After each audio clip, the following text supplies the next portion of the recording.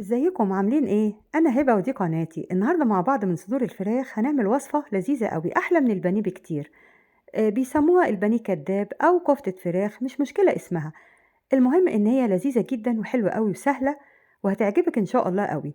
اهم كمان من ان هي هتعجبك انتي، هي ان شاء الله هتعجب الولاد جدا. وانا بحب قوي اي اكلة تحبب ولادنا في اكل البيت. صدور الفراخ اللي استخدمتها 3 صدور، وزنهم تقريبا كيلو ونص. هتغسليهم كويس قوي وبعدين هتقطعيهم مكعبات، وهنحطهم في محضرة الطعام. معاهم نص ربطة كزبرة خضراء متقطعة، ومعاهم التوابل: معلقتين صغيرين ملح، معلقة صغيرة فلفل اسود، معلقة صغيرة بابريكا، معلقة صغيرة توم باودر، معلقة صغيرة بصل باودر، معلقة صغيرة زعتر، نص معلقة صغيرة كزبرة. أي حاجة من التوابل دي مش بتحبيها استبدليها بأي حاجة تانية، ده براحتك خالص. فرمت بقى الصدور كويس قوي لحد ما بقى شكلها كده. طلعتها. هناخد منها بقى القطعة كده نشكلها على شكل كورة، وبعدين على كيس مطبخ هنبدأ نفردها على شكل دايرة. كيس المطبخ هيسهلك قوي ان انت تشكليها بكل سهولة بالشكل ده كده. هنستخدم معاها جبنة شيدر. الجبنة الشيدر أنا جبتها على شكل برضو دايرة علشان يبقى سهل إن أنا أحطها جواها. حطيت بقى الجبنة الشيدر كده وبعدين قفلتها زي القطايف. وتسوي بقى الحروف بتاعتنا كويس. أنا عملت واحدة قدامك أو اتنين، وبعدين هعمل باقي الكمية. أهم حاجة دلوقتي إن احنا ندخلها الفريزر ربع ساعة، دي خطوة مهمة جدا. هندخلها بقى الفريزر ربع ساعة ترتاح شوية كده، وبعدين هنبدأ نغطيها بالكفر بتاعها. الكفر بتاعها بيض ودقيق وبقسماط.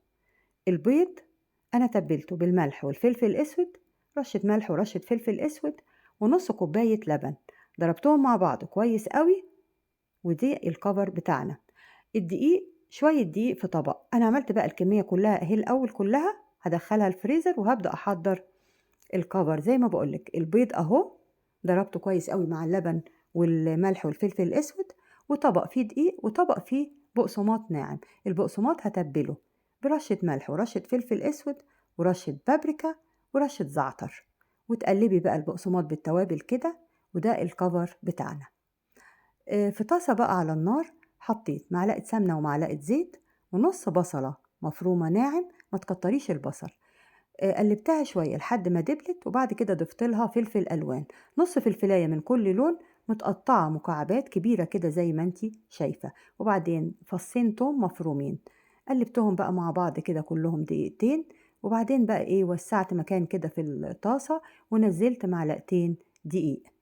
قلبت الدقيق كده دقيقتين لحد ما يستوي شوية، وبعدين ضفت لهم كيلو لبن حليب.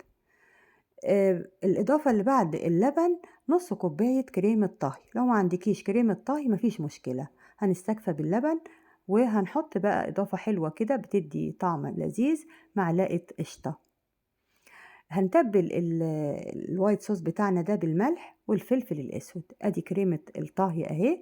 وهنحط بقى معلقة قشطة، وبرضه لو ما عندكيش قشطة، أنا دي قشطة وش اللبن، لو ما عندكيش قشطة مفيش مشكلة.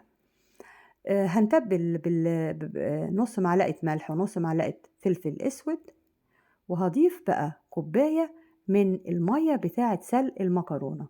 انا سلقت المكرونة 3/4 سوا كده، هتكمل سواها في الوايت صوص. ادي المية بتاعة سليق المكرونة، وحطيت كيس من المرقة الفورية.